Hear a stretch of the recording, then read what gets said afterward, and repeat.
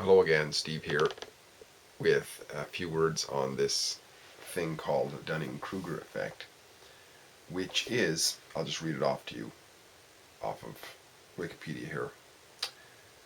The Dunning-Kruger effect is a cognitive bias in which relatively unskilled individuals suffer from the illusionary superiority, mistakenly assessing their abilities to be much higher than it really is.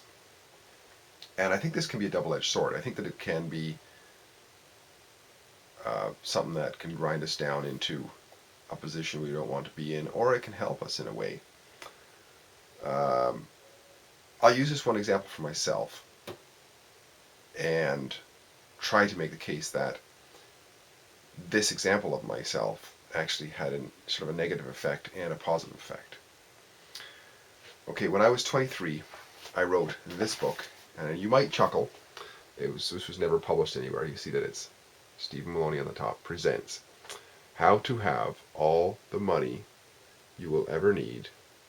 Now get this. While experiencing life as one continuous orgasm. And then in finer print, it's harder to read, I put that down below. I said, discover the 3 critical aspects of life that have held you back from everything you have ever wanted. Now, isn't that a mouthful, right? Truth is, looking back at it now, this was not a very good publication. Well, it wasn't even a publication. I bound it up, and I might have printed a half a dozen copies that I've lost most of them. Don't know what out. 103 pages. And I was living in Calgary at the time. I can see on 4th Street Northwest on the bottom. Back in, well, I guess it was the early 90s. I don't know if I have a date on here. But Dunning-Kruger effect, I thought that somehow I could write a book, right? I was flying pretty high at that time in my life. I did have some money and apparently quite a few orgasms, but I was young, actually I've made a quote from Dire Straits in here, Mark Knopfler, right at the very beginning. Sex and money are the major kicks, and that's where I was at in my life at the time. But it wasn't really great. I thought that I was better than I was. I was suffering, I would say, from the Dunning-Kruger effect. However, so the result of me thinking that I was better than I was resulted in a piece of junk. I mean, for the most part, I'm kind of rewriting it now just as a keepsake in a way, just to sort of as a stepping stone of where I was. And what's, I think, interesting in terms of how this can be helpful, this Dunning-Kruger effect, is that I think, my guess is that people who strive forward in life without necessarily a complete roadmap, and people who become very successful at whatever they do, I'm not being one, but I'm just saying in general, I have elements of it though, mind you.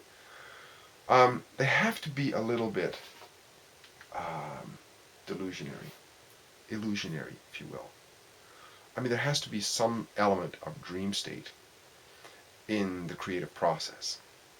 So, somebody who starts out wanting to do something, let's say there was a character who wanted to be a writer. Well, their first writings are probably not that great, right? And then in time, they get a bit better. And I think, not to toot my own horn or anything, I don't think I'm a great writer. In fact, I'm pretty sure I'm not a great writer. But I think I'm a better writer than I was then. I look at my writing, when I read it, I'm just constantly editing. I say, well, that can't be like that. And I'm just all over the map with terrible grammar and punctuation, syntax errors, and just gaps in the whole thing and the flow of it. And also my way of thinking, my flow of thinking was really choppy and full of all kinds of assertions that are unsupported and so on, right?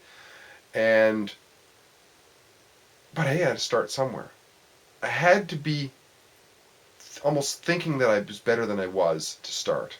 Because if I knew how bad I was, I probably never would have done anything with that. I never would have written it even. But I did, and I kind of keep it as a keepsake because it was my first attempt at anything. And, I think that if we just go through life with this Dunning-Kruger effect, thinking that we're always so much better than we are, yeah, that would affect our quality of life in a negative way because we really reality would be that we're really not as skilled and so on as we think we are.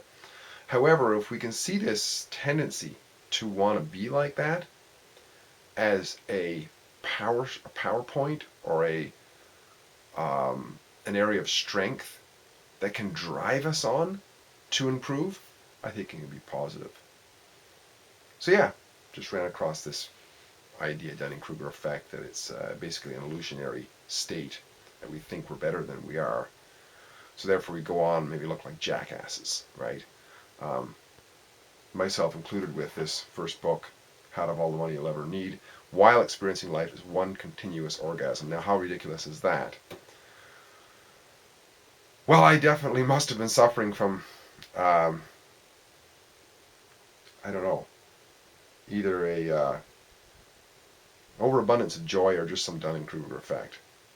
But, I mean, I guess I enjoyed it enough. Maybe the writing and the whole experience was orgasmic enough that I just kept on doing it. And I've since written, well, I've written 3 books since. I'm working on 2 more currently, and I've written lots of blogs and so on, and tons, probably 100 speeches that I've done over the last couple of years. So I have written a bit. Have I got a whole lot better? I don't really know. I think I have. Just like anything else, when you practice a language long enough, you get better at it. When you work out in the gym, you get better at it. When you talk to people in a public setting, you get more comfortable at it, and so on. So to me, there was a little bit of illusion in the process of all of it, and there still is when I have images of where I want to take what I'm doing. So Dunning-Kruger effect, I think, can be a double-edged sword. It can be something that we can suffer from in terms of any illusion that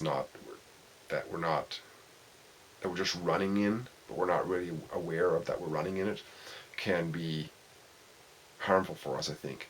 But if we realize that it's part of the process, at least an element of the process in the beginning, I mean, we've got to dream about something, right? Then I think it can be positive. So, what do you think? Quality of life, can the Dunning-Kruger effect affect the quality of life? I certainly think it does. And it can be up, it can be down. Probably mostly down, but in some cases, if it's used right, it can be up. Steve here again, great chatting. Hope to talk again soon.